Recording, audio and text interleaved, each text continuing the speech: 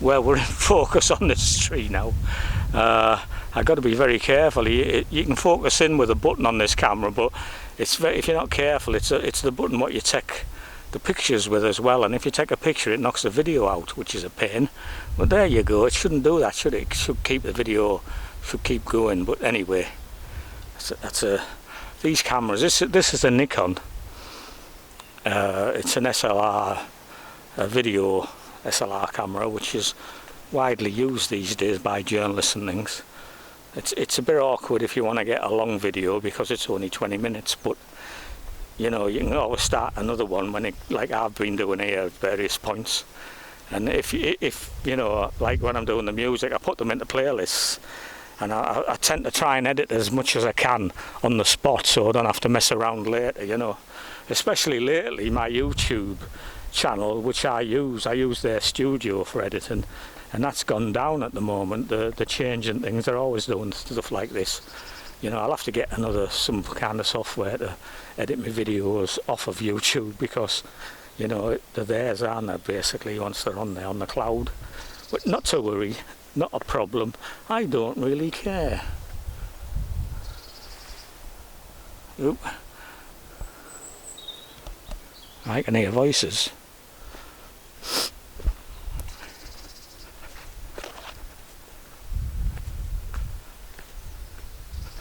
Well, the weather's got out nice.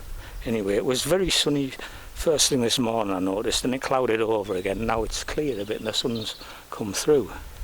You can see a field of rapeseed over there. Of course, when they plant on sort of hillsides like this, there's also a solar farm over there. I'm not going right over there. Obviously, when they plant on hillsides, the water runs off, so they don't have a problem with flooding, do they? But I know down out in Valley, you know, I use the buses a lot these days because I've took the car off the road. In fact, I scrapped it last week. But I've been using the buses a lot, and I go upstairs and have a good scan around the place. And down through the Alton Valley there, the crops that have been lost through the flooding and everything is not good, you know.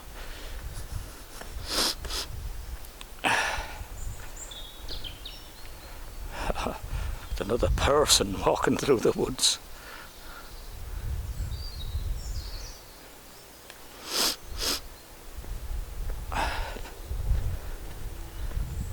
I was talking about cold weather crop losses in the last video, so I won't go too much into that, you know, but it's all due to the grand solar minimum. If anybody hasn't heard of the grand solar minimum, I suggest you look it up. There's a good YouTube channel I look at,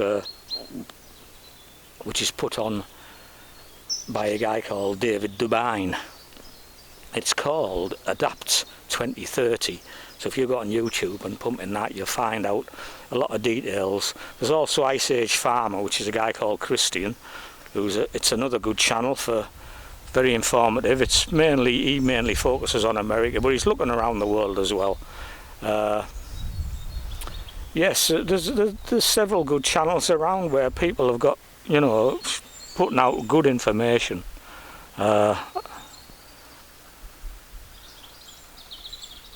It's a babbling brook.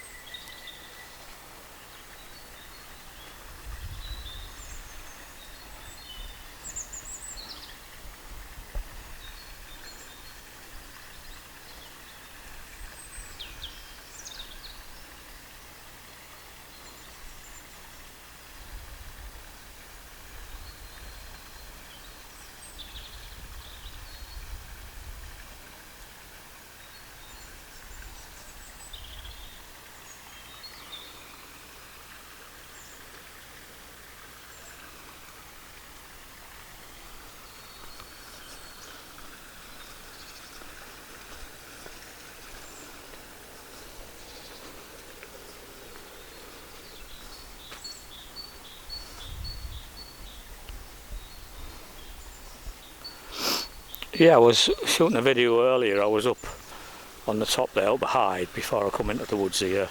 I was around the cell tower over there, and a woman came along on the path, and she said, "Oh, that's not the footpath, you know."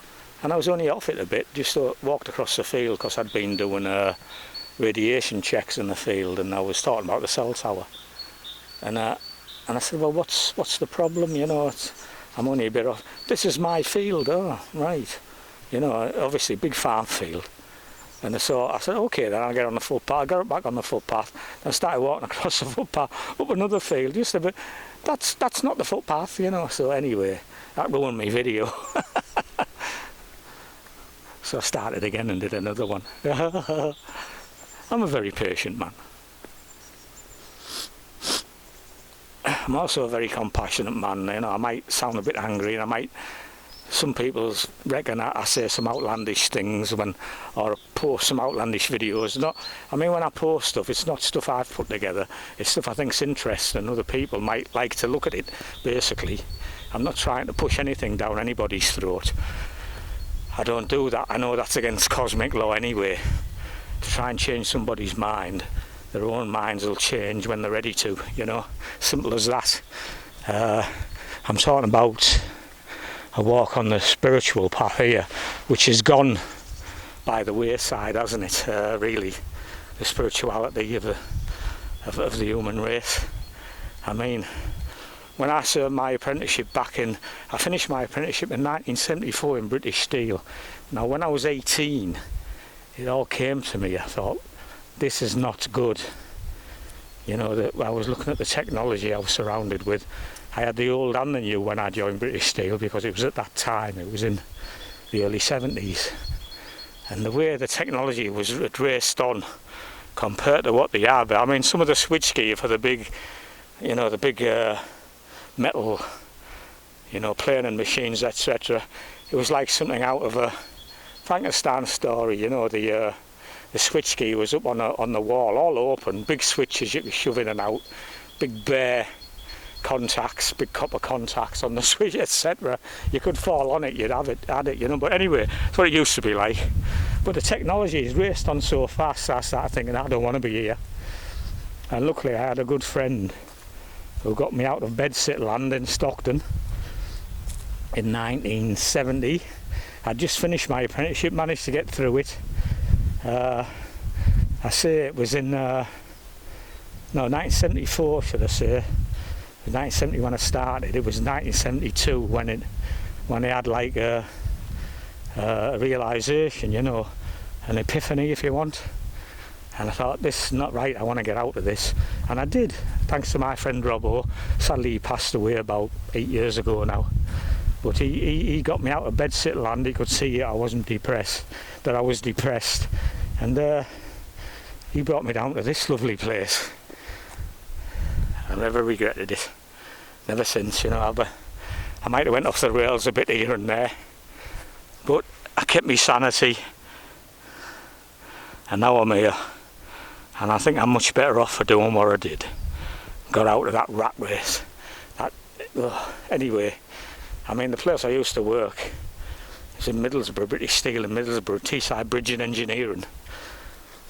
That's long gone. It went, I think by the end of the 70s it was gone. And it was just like an industrial wasteland. I don't know what's there now.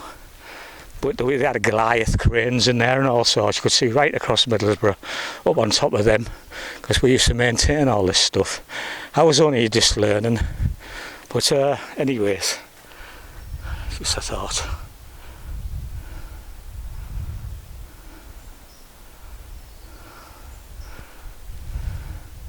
Yes, quite a lot of rapeseed growing there. So the farmer's got a success with that one. But they are getting desperate with all these cold weather crop losses last year, and we're going into another one this year. They haven't been able to harvest a lot of stuff from what they planted last year because of the floods, UK and America. It's not good. So we've experienced more already. I don't know whether I mentioned it in this video, but they've stopped all the visas for the foreign workers that come across to the UK from Poland. Thousands thousands and thousands, and same in America, what they're bringing from Mexico to help on the farms, thousands and thousands. They've stopped the visas, the farmers are going spare. They've got it bad enough at the moment with all these cold weather crop losses, which have come in this year. It's getting worse. We're already getting global food shortages because of it, and I reckon they're going to tell us, oh, it's all because of this virus. Well, no. You know, they're running down world economies, the world economy. Everybody's going to be dependent on the state. You can't say that we're not rolling into a draconian law, a technocratic rule. You call it what you want, fascistic rule. Yeah, we're in there. We're getting there, and hopefully people will see the light and we'll get through this. And we might be able to do something about it afterwards, because I think they've let the cat out of the bag now, because they're going for it big time. They're getting worried because they've been scuppered. Who am I talking about? I'm talking about the elite, the 1%, less than the 1%. You know, some people call it New World Order, which is what they're after here. Restructuring the global economy, taking us all out of the cash society, making it cashless. And you only got to look at China, which is like sort of the blueprint for this, with their social crediting systems, etc. You know, I'll say no more. I keep leaving it in Zoom, never mind. Because I'm not looking at the screen, obviously, all the time.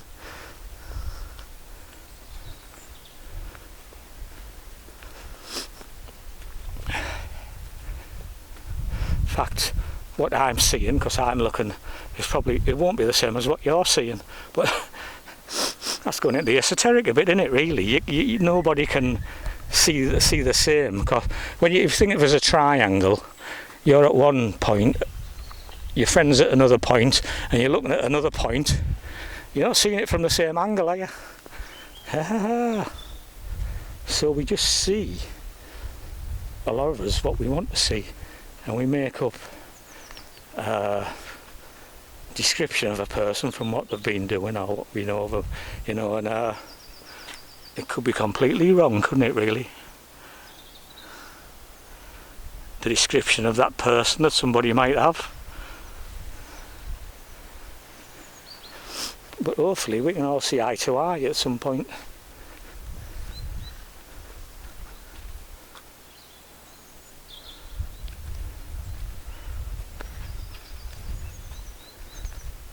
Well, I don't always do video shoots and babble on when I'm out on these places, but it's nice to do it, you know. It keeps me occupied, for one thing. I mean, I've been doing this for a couple of years now. I used to do a lot of live streaming at first, a few years back, but I stopped doing that when I realised what I was doing to my brain. I mean, a phone camera, if you're in 4G live streaming, is chucking out up to 8,000 millivolts, which is a lot. If you've got that right in front of your face, you're getting some, I can tell you. And of course, me who've been in the trade and all that, working next to smart meters a lot.